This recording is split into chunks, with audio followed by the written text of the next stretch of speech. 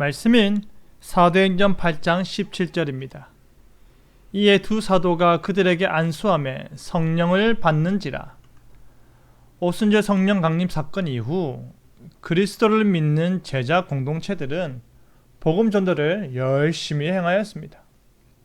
그들은 가는 곳마다 그리스도의 십자가 복음과 부활을 전하였고 그 복음을 믿는 자들에게 참된 변화를 일으켰습니다. 그 변화 중 하나가 바로 성령을 받게 하는 것이었는데요. 성령을 받는지라 라는 제목으로 말씀이 주는 교훈을 함께 나누겠습니다. 예루살렘에 있는 사도들이 사마리아에도 하나님의 말씀을 받았다라는 소식을 전해 들었습니다. 그래서 사도들은 특별히 베드로와 요한을 그곳으로 보내었습니다.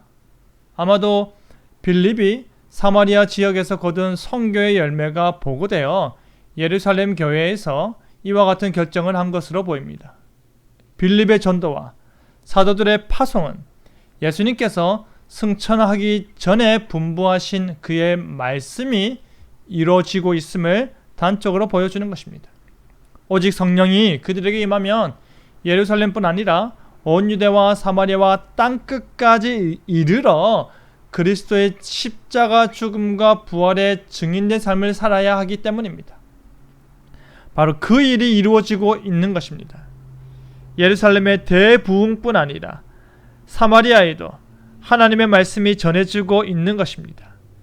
지난 오랜 시간 동안에 사마리아인들이 혼혈족이라고 해서 혈통의 순수성이 오염된 부정한 민족으로 치부되어 왔고 그들이 사는 그 땅조차도 더럽다 여겨졌었는데 그 땅에 복음이 전해진 것입니다.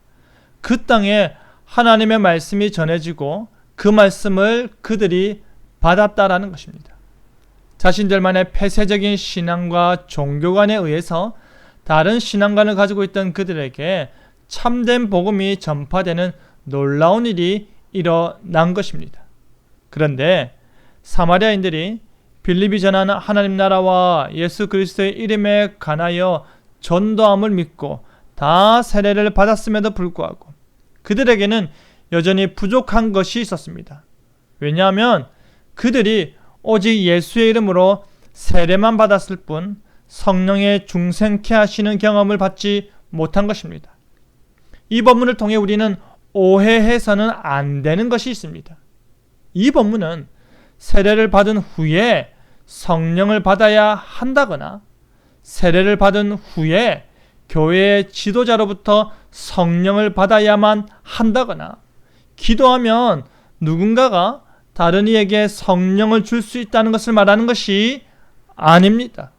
왜냐하면 제자들처럼 그들이 모여 기도와 찬송하는 가운데 성령님의 충만한 임재를 경험하기도 하고 세례받기 전에 오직 말씀으로 성령의 중생케 되는 경험을 하기도 하기 때문입니다. 사도들이 사마리아로 내려감으로 인해 일어난 이 사건은 매우 특별한 사건임을 기억해야 할 것입니다. 사마리아인들에게 성령이 임하는 사건은 그들이 복음을 알고 믿는 것이 미성숙한 단계에 머물렀기 때문입니다. 그들이 성령님의 내적 부르심을 통해 중생의 참된 경험을 하지 못한 것입니다. 의식적으로 세례를 받았다 보는 것이 가장 정확할 것입니다.